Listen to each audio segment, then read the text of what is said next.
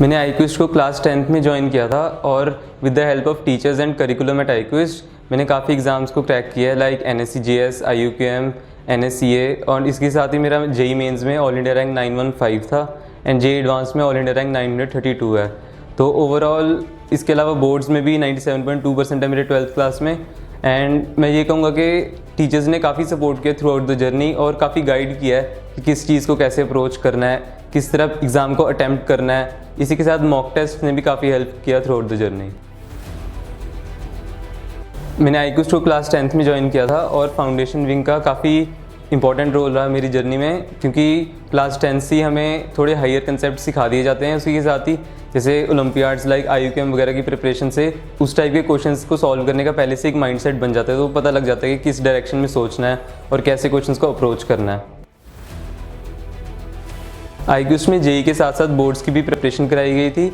Time to time subjective test होते थे और इसी के साथ एंड में काफ़ी सारी क्लासेस भी रखी गई थी जिसमें हाईली क्वालिफाइड टीचर्स ने हमें बोर्ड्स के रिगार्डिंग गाइड किया ताकि हम मैक्सिमम टू मैक्सिमम स्कोर कर सकें।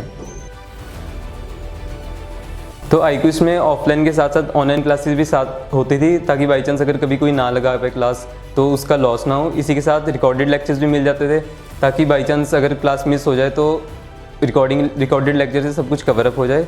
उसी के अलावा जो हमारे टेस्ट होते थे वो प्रॉपर ऑनलाइन पैटर्न पे होते थे लैब के अंदर, जिस तरह फाइनल पेपर होता है। तो इसका काफ़ी ज़्यादा मेन इंपॉर्टेंट रोल है, क्योंकि फाइनली जिस तरह पेपर देना है अगर उस तरह की पहली प्रैक्टिस हो जाएगी तभी फाइनली हम अच्छा परफॉर्म कर पाएंगे।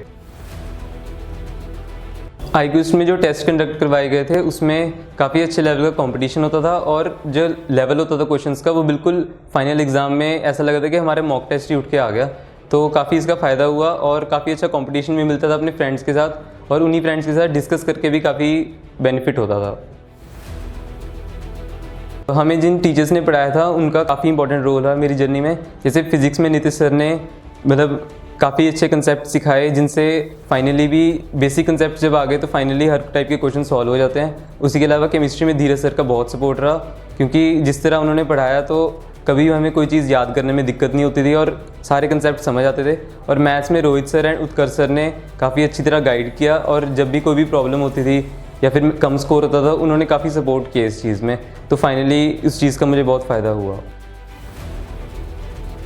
आईक्विस्ट में time to time doubt classes रखी जाती है ताकि कोई भी डाउट्स हो, चाहे वो क्लास से रिलेटेड हो या फिर मॉड्यूल के डाउट जो क्लास में कवर अप नहीं हो पाए उन्हें कवर अप किया जा सके और कोई भी लॉस ना हो। इसी के अलावा हम कभी भी टीचर से डाउट्स पूछ सकते थे अलग से टाइम लेके, या फिर व्हाट्सएप पे भी डाउट पूछे जाए रात को 12 बजे पूछे तो टीचर्स हमेशा टाइम टू टाइम रिप्लाई करते थे, और कोई भी सपोर्ट चाहिए हो तो हर टाइम टीचर्स अवेलेबल रहते थे।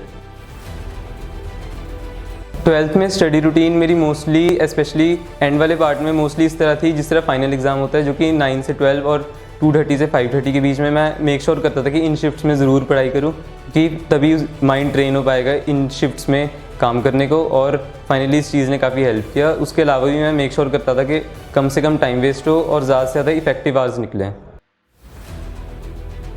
मेरा एकेडमिक एक्सपीरियंस आईक्विस्ट पे काफ़ी अच्छा रहा और 3 सालों में मैंने काफ़ी कुछ सीखा जो ओवरऑल आने वाले टाइम में भी कॉलेज में या फिर फर्दर लाइफ में मुझे बहुत हेल्प करेगा, और दीज आर द ईयर्स जो मैं कभी नहीं भूल पाऊँगा। Thank you आईक्विस्ट।